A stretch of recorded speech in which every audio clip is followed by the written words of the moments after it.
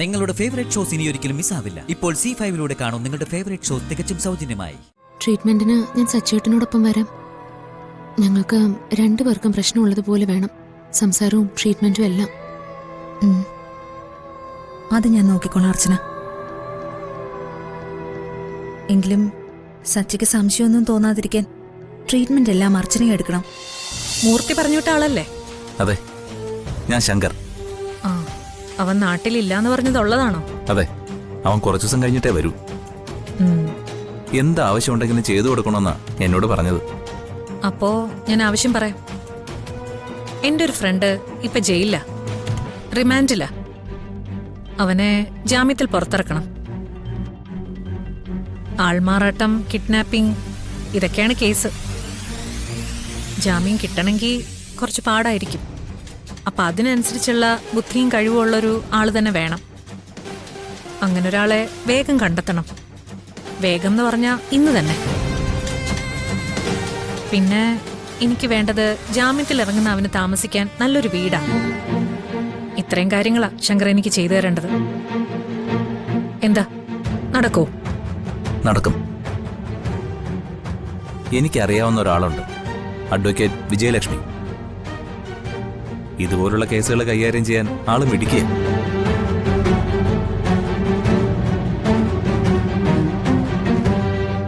പക്ഷേ ഫീസ് അല്പം കൂടുതലാ.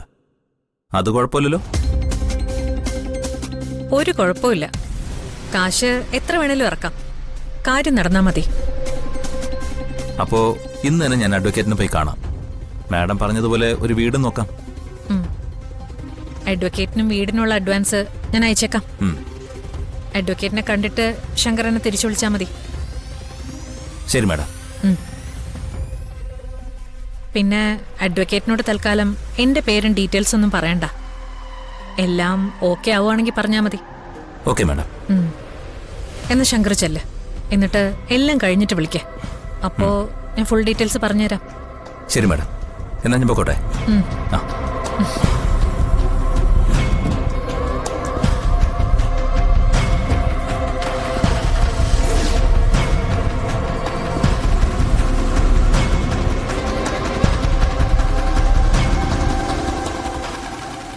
ഇപ്പോഴെങ്കിലും നിങ്ങൾ ഈ ട്രീറ്റ്മെന്റ് തുടങ്ങാന്ന് തീരുമാനിച്ചത് നന്നായി.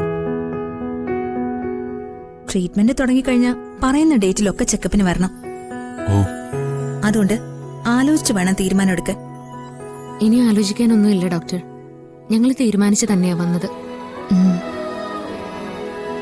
ഒരു കുഞ്ഞു വന്നതിന് ശേഷം സന്ദീപിന്റെ ആതിരയുടെ സന്തോഷം ഞങ്ങൾ കാണുന്നത്. ആ സന്തോഷം ഞങ്ങൾക്കും വേണം. അതിനുവേണ്ടിയാണ് ഞങ്ങൾ വന്നതും. ഡോക്ടർ പറയുന്ന ഡേറ്റില് ഞാൻ സച്ചേട്ടനെ കൊണ്ട് വന്നോളാം. സച്ചി, 2 മിനിറ്റ് ഒന്ന് പുറത്തേക്കാവോ?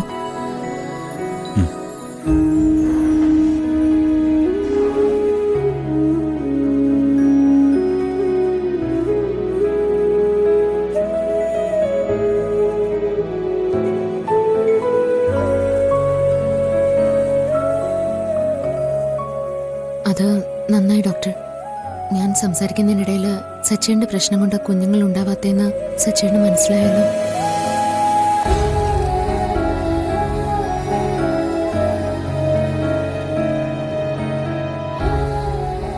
ഇതുവരെ ഞാനത് ആ പാവത്തിനെ അറിയിച്ചിട്ടില്ല.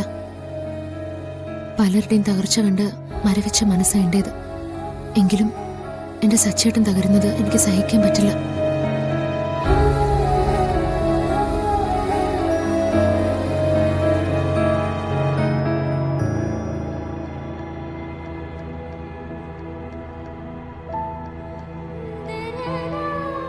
ഡോക്ടർ ഒന്ന് ശ്രദ്ധിക്കണേ. ട്രീറ്റ്മെന്റിന് ഞാൻ സച്ചേട്ടനോടൊപ്പം വരാം. ഞങ്ങൾക്ക് രണ്ടുപേർക്കും പ്രശ്നമുള്ളതുപോലെ വേണം, സംസാരവും ട്രീറ്റ്മെന്റും എല്ലാം. അത് ഞാൻ നോക്കിക്കോളാം അർച്ചന. എങ്കിലും സച്ചിക്ക് സംശയമൊന്നും തോന്നാതിരിക്കാൻ ട്രീറ്റ്മെന്റ് എല്ലാം അർച്ചനയെ എടുക്കണം. ഞാനന്ന് പറഞ്ഞിരുന്നല്ലോ. ഡോക്ടർ എന്ന് പറഞ്ഞപ്പോ ഞാൻ പറഞ്ഞ ഉത്തരത്തിൽ തന്നെയാ ഞാൻ ഇപ്പോഴും നിൽക്കുന്നത്. എന്റെ സച്ചേട്ടനും ജനിക്കാൻ പോകുന്ന ഞങ്ങളുടെ കുഞ്ഞിനും വേണ്ടി എന്തും ചെയ്യാൻ തയ്യാറാ ഡോക്ടർ. ആതിരയുടെ കുഞ്ഞിനെ ഞാനെടുത്ത് ലാളിക്കുമ്പോഴും കൊണ്ടു നടക്കുമ്പോഴും ചിലപ്പോഴെങ്കിലും സച്ചേന്റെ മനസ്സ് നേരുന്നുണ്ട്.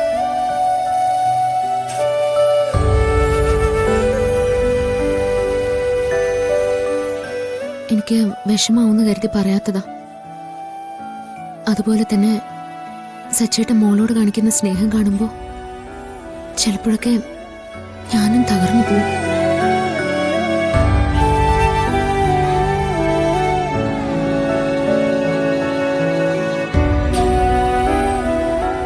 അനിയന്റെ കുഞ്ഞിനോട് പോലും ഇത്രയും സ്നേഹം സച്ചേട്ടൻ കാണിക്കുമ്പോൾ തനിക്കൊരു കുഞ്ഞ് സ്വന്തമായിട്ടുണ്ടാവില്ല എന്നറിഞ്ഞാൽ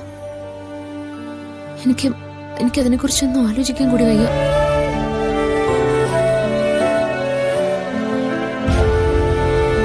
ഈ വലിയ സത്യം മറച്ചു വെച്ച് ഞാൻ സച്ചേട്ടന്റെ മുമ്പിൽ അഭിനയിച്ച് പിടിച്ചു നിൽക്കാൻ ഞാൻ വല്ലാണ്ട് പാടുപെടുന്നുണ്ട്. ഏതെങ്കിലും ഒരു ഘട്ടത്തില് എന്റെ മനസാക്ഷിക്ക് നിരക്കാത്തതാണ് ഞാൻ ചെയ്യുന്നത് എന്നൊരു തോന്നല് എനിക്കുണ്ടായോ? ഞാൻ പറഞ്ഞു പോയോ? ഞാൻ കാരണം എന്റെ സച്ചേട്ടൻ.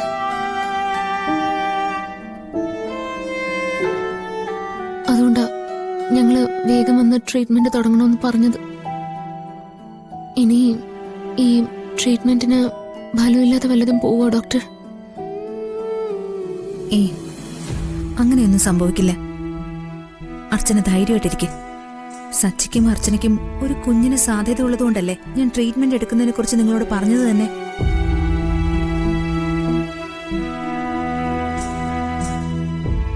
സച്ചിയുടെ പ്രശ്നം നമുക്ക് ട്രീറ്റ്മെന്റിലൂടെ മാറ്റാവുന്നതേ ഉള്ളൂ. അതിനൊപ്പം നിങ്ങളുടെ പ്രാർത്ഥന കൂടി ഉണ്ടാവുമ്പോ വേഗം അർച്ചന ഒരു അമ്മയും സച്ചി ഒരു അച്ഛനും ആവും.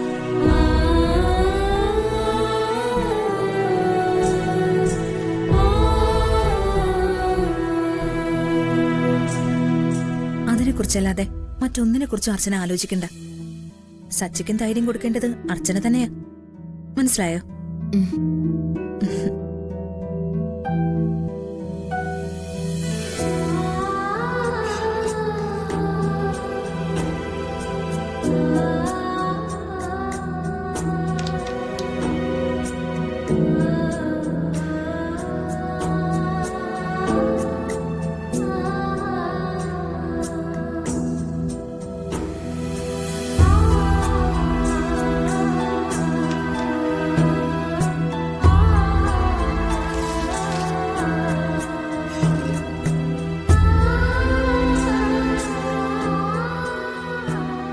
ഇതിൽ ഞാൻ എഴുതിയിരിക്കുന്ന മെഡിസിൻസ് എല്ലാം രാത്രി സച്ചിക്ക് കൊടുക്കണം.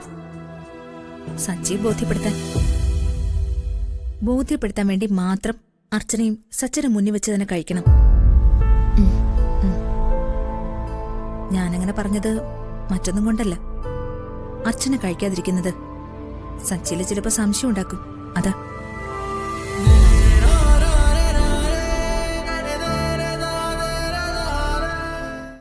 ഡൗൺലോഡ് ചെയ്യൂ C5 ആപ്പ്. കാണൂ എല്ലാ എപ്പിസോഡുകളും സൗജന്യമായി.